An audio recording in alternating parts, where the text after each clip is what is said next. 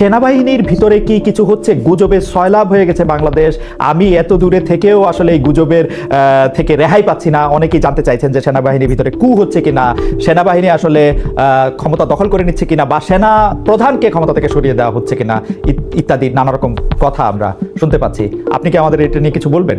Professor Yunus চাচ্ছেন ওখানে corridor দিতে, আর ওয়াকার সাহেব চাচ্ছেন করিডোর না দিতে। গুজবটা হচ্ছে এরকম, এবং কে আসলে বেশি ক্ষমতাবান সেটার একটা পরীক্ষা করা হচ্ছে। প্রশ্ন যে আসলে জেনারেল ওয়াকারের সাথে প্রফেসর ডক্টর মোহাম্মদ ইউনূসের কি কোনো ধরনের ক্ষমতা বা ক্ষমতার বিভিন্ন ভরকেন্দ্র নিয়ে কোনো দড়িটানা নিয়ে আছে, যেগুলি গুজবে বলা হয় কি?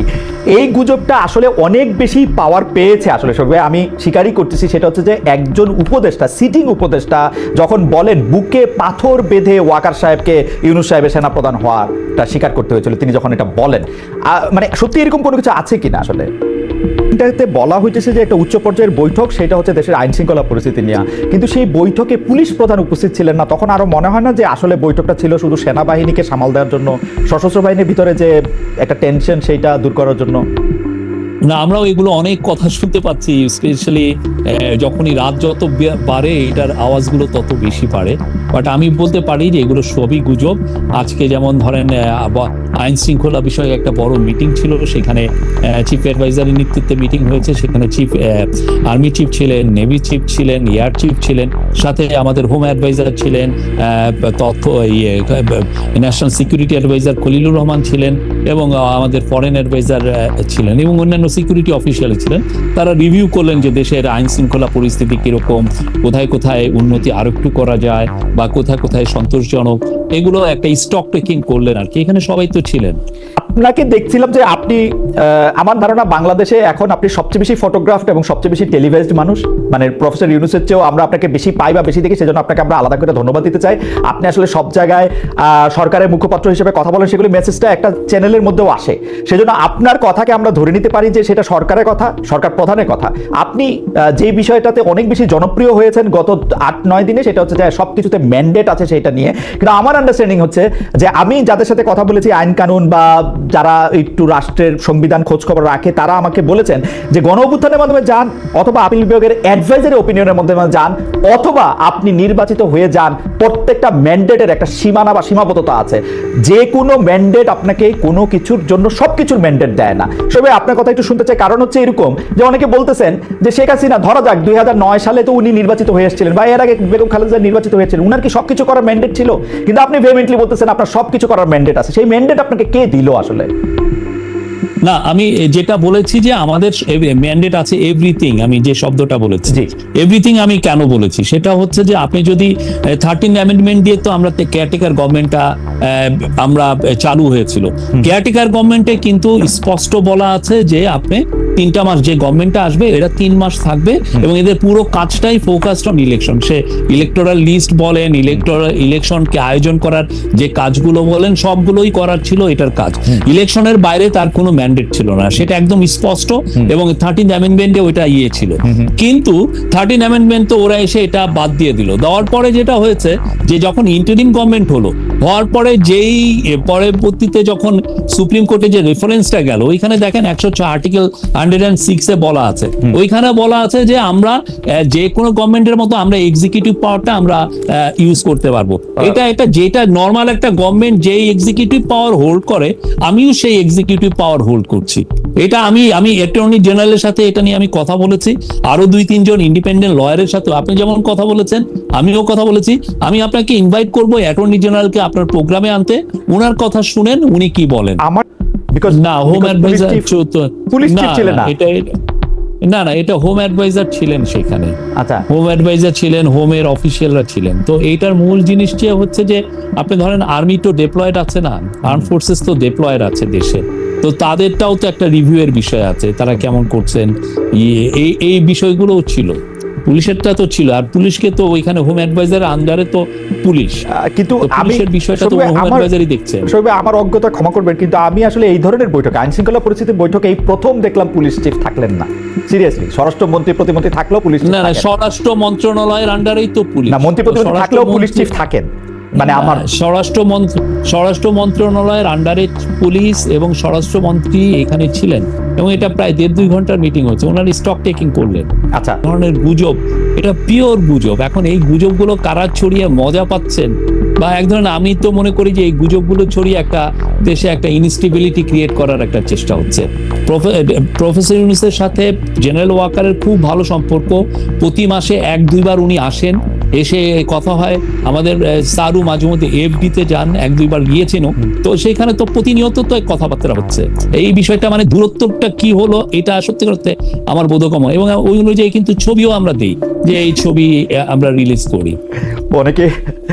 অনেকে মানে ব্যাপারটা কিরকম, আমি অন্য একটা প্রসঙ্গে যাই। ব্যাপারটা হয় হচ্ছে যে ধরেন করিডোরের কথা, মিয়ানমারকে মানবিক করিডোর দেওয়ার কথা যখন আসলো, তখন পররাষ্ট্র উপদেষ্টা জনাব মোহাম্মদ তৌহিদ হোসেন বললেন যে এইটার ব্যাপারে কথা হয়েছে, আপনাকে আবার পরের দিন বলতে হলো যে এইটার ব্যাপারে আসলে কোনো কথা হয় নাই। তো আমরা ব্যাপারটাকে দেখি হচ্ছে এটা হচ্ছে কেউ একটা চাচ্ছেন, ধরা যাক প্রফেসর ইউনূস চাচ্ছেন ওখানে করিডোর দিতে, আর ওয়াকার সাহেব চাচ্ছেন করিডোর না দিতে। গুজবটা হচ্ছে এরকম, এবং কে আসলে বেশি ক্ষমতাবান সেটার একটা পরীক্ষা করা হচ্ছে। আপনি আসলে এটা কিভাবে দেখেন? মানে নিশ্চয়ই এই কথা আপনার কানেও গিয়েছে, মানে আমি শিওর। না, এই পুরো বিষয়টা, করিডোরের বিষয়টা সত্যিকার করিডোর তো আমরা বলছিও না, হিউম্যানিটেরিয়ান চ্যানেলের একটা বিষয়। সেই চ্যানেলের বিষয়ে আমি আপনাকে বলতে পারি যে সত্যিকার অর্থে পুরো যে ব্যাপারগুলো হয়েছে যে খুব প্রিমেচিওর ডেভেলপমেন্টের উপরে অনেক বেশি কথাবার্তা হচ্ছে। প্রথম কথা হচ্ছে যে এইটার যে এটা কি, একটা দেশে যদি আপনি করিডোর দিতে চান, এটা এফার্টটা লেট করে কারা? ইউএন লেট করে, ইউএনই ডিসকাশন গুলো করে। ইউএন যারা রেলিভেন্ট পার্টি, বাংলাদেশ এখানে রেলিভেন্ট পার্টি, মায়ানমার এখানে রেলিভেন্ট পার্টি, আরাকান আর্মি এখানে relevant party. Because Arakan army যেই জায়গাগুলো এইড দেওয়া হবে সেই জায়গায় ডিফ্যাক্টো কন্ট্রোল হলো আরাকান আর্মি। এখন এই তিনটা শক্তি, তিনটা পার্টি মিলে তো আগে এগ্রি করবে যে হ্যাঁ আমরা এই জায়গাটায় দিব বা তো এই কোনো কথাই কিন্তু কোনো জায়গায় যায়নি। তার আগেই মানে আমরা দেখছি যে অনেক বেশি আওয়াজ হচ্ছে। তো আমরা এটার জন্য যেটা করছি আপনাকে আমরা বলি, কালকে আমরা আমাদের ন্যাশনাল সিকিউরিটি অ্যাডভাইজার, উনি আবার high representative on Rohingya affairs, উনাকে আমরা কালকে জার্নালিস্টদের সামনে নিয়ে আসব। আমরা কালকে সবাইকে ইনভাইট করব যে আপনারা আসেন, কার কি কোশ্চেন আছে, কোথায় আছে, আমরা সেটা কালকে সবগুলো রেসপন্স দিব। এবং একই সাথে এফএকিউ মানে ফ্রিকোয়েন্টলি আস্কড কোশ্চেন, যেগুলো সবাই কোশ্চেন করছে, সেগুলোও আমরা উত্তরগুলো জানাবো। আমার মনে হয় কি যে এইখানে কথার একটা গ্যাপ তৈরি হয়েছে, ডেভেলপমেন্ট যতটা হয় নাই, কথা চালাচালি হচ্ছে যে এই উনি এটা কথা বলছেন, এটা বলছেন, এটা কিছুই হয় না। আমি আপনার সাথে সম্পূর্ণ একমত শফিক ভাই, কিন্তু আপনি যদি হিসাবগুলো আপনি খেয়াল করেন, আপনি দেখবেন এই যে আপনি চ্যানেল বলেন, করিডোর বলেন, এটা দেওয়ার একটা সম্ভাবনার কথা কিন্তু প্রফেসর ডক্টর মোহাম্মদ ইউনূস যখন জাতিসংঘের মহাসচিব গুতেরেস সাহেব আসলেন, তখন ওইখানে গিয়েও কিন্তু তিনি কাছাকাছি কথা বলেছেন। এর কিছুদিন পরে আবার জনাব তৌহিদ হোসেন পররাষ্ট্র উপদেষ্টা, তিনি কিন্তু স্পষ্ট বলেছেন যে এটা নিয়ে জাতিসংঘের সাথে আমাদের কথা হয়েছে।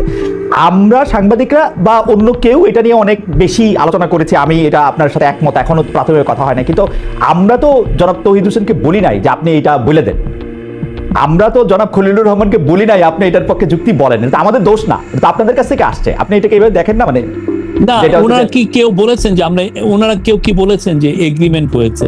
না, ওনারা বলেছেন যে না, এটা কিন্তু মানুষজন ইন্টারপ্রেট, চিন্তাটা কেন হয়েছে? চিন্তাটা এই জন্য হয়েছে যে আমরা 2023 থেকে এই পর্যন্ত আমরা প্রথমে তো আপনি জানেন যে 2017 সালে 8,50,000-এর মতো রোহিঙ্গা এসেছিলেন, 7.5 লক্ষ রোহিঙ্গা এসেছিলেন। তারপরে যেটা হয়েছে যে এই গত 2023 মানে 23-এর অক্টোবরে একটা এই যে সিজফায়ারটা ভেঙে যায়, আরাকান আর্মি ভার্সাস মায়ানমার মিলিটারির মধ্যে একটা যুদ্ধ শুরু হয়। আর এই যুদ্ধ শুরু হলে এই যুদ্ধের পরবর্তী পরিস্থিতিতে অনেকে যুদ্ধ থেকে অনেক রোহিঙ্গা এটার মধ্যে এই মিডিলে পড়ে যান, পড়লে এরা অনেকে বাংলাদেশে আসে। সোফার কেউ কেউ বলছেন এটা 1 লাখেরও বেশি এসছেন, এবং এর ফলে যেটা হয়েছে যে ওইখানে এক ধরনের হিউম্যানিটেরিয়ান একটা ক্রাইসিস হয়েছে। ওই ক্রাইসিসের আলোকে ইউএন এর এই কথাগুলো এসছে, এবং ইউএন এর যিনি রিপোর্টিয়ার টম এন্ড্রুজ আসছিলেন, এই ধরনের কথা। কিন্তু কথা হচ্ছে যে আমি তো এগ্রিমেন্ট করব, আমার তো এগ্রিমেন্টই হয় না এইখানে। আর একটা হচ্ছে এখানে তো আমি একক পার্টি না, সেখানে মায়ানমার আছে, সেখানে আরাকান আর্মি আছে, এবং এই জিনিসটা হয়তো এমনও হতে পারে যে ইউএন এর সিকিউরিটি কাউন্সিলেও আলাপ হতে পারে। তো এটা তো অনেক পরের বিষয়। এই জায়গাটায় যেটা হচ্ছে যে অনেক বেশি, আমার মনে হয় যে কথাবার্তা বেশি হচ্ছে, যতটা না ডেভেলপ। শফিক ভাই, মানে আমি একটু বোঝার জন্য যে আমাদের সাথে তো মায়ানমারের কূটনৈতিক সম্পর্ক আছে, মানে আমরা তো কূটনৈতিক সম্পর্ক বিচ্ছিন্ন করি নাই। তো মায়ানমারের সাথে কূটনৈতিক সম্পর্ক আছে। আরাকান আর্মি হচ্ছে মায়ানমারের রেবেল গ্রুপ, এবং আরাকান আর্মি হচ্ছে তারা যাদের কারণে রোহিঙ্গারা আজকে ঘর ছাড়া, মানে ব্যাপকভাবে যদি আমি খুব জেনারেলাইজ করি, আমরা মায়ানমারের সাথেও কথা বলতেছি, আরাকান আর্মির সাথেও কথা বলতেছি, আমরা এই করিডোরের কথাটাও আমরা শুনতেছি, বুঝতেছি, আমাদের পররাষ্ট্র উপদেষ্টা বলতেছেন, আমাদের হাই রিপ্রেজেন্টেটিভ এটা নিয়ে আলোচনা করতেছেন। এটা কিরকম, মানে এটা মানে মানে এটা এটা এটা কি আসলে খুব যৌক্তিক? মানে আমি আসলে একজন ভেটারেন ইন্টারন্যাশনাল জার্নালিস্টের কাছে একটা জানতে চাইতেছি, এরকম হয় নাকি আসলে? না না, এটা আমাদের আসলে হচ্ছে কি, আমাদের সিচুয়েশন আমাদেরকে এটা করতে বাধ্য করছে। প্রথম কথা, আমরা আরাকানের সাথে, আমরা রাখাইনের সাথে 270 কিলোমিটারের মতো আমরা একটা আমাদের বর্ডার আছে। সেই বর্ডারটা এখন মায়ানমারের কোনো বর্ডার ট্রুপস নাই, মায়ানমার গভর্নমেন্টের। এই পুরো বর্ডারের ওই পাশের পুরো জায়গাটা অধিকৃত হচ্ছে আরাকান আর্মি। তো আমার বর্ডার কন্ট্রোলের জন্য আমার সাম সর্ট অফ কমিউনিকেশন তার সাথে রাখতে হচ্ছে, কিন্তু বর্ডারে অনেক ইস্যু হয়, বর্ডার থেকে ইয়াবা আসে, বর্ডারে অনেক সময় ইনফর্মাল ট্রেড হয়। এই ইস্যুগুলো দেখার জন্য হইলেও আমি ওই পারে যারা ডিফ্যাক্টো যারা রুলার তার সাথে আমার ধরনের সাম সর্ট অফ কমিউনিকেশন লাগে। এটা ইন্টারন্যাশনালে এটা চলে, ইন্টারন্যাশনাল ইয়ে, বিকজ আপনি তো ওই পারে তো আমি বুঝলাম যে ওইটা মায়ানমারের সভারেন্টি, ওই পুরো টেরিটরি। তো মায়ানমার তো নাই, মায়ানমারের তো ট্রুপস ওইখানে নাই, মায়ানমারের কোনো বর্ডার গার্ডস ওইখানে নাই। তো আমার সাম সর্ট অফ কমিউনিকেশন তার সাথে রাখতে হয়।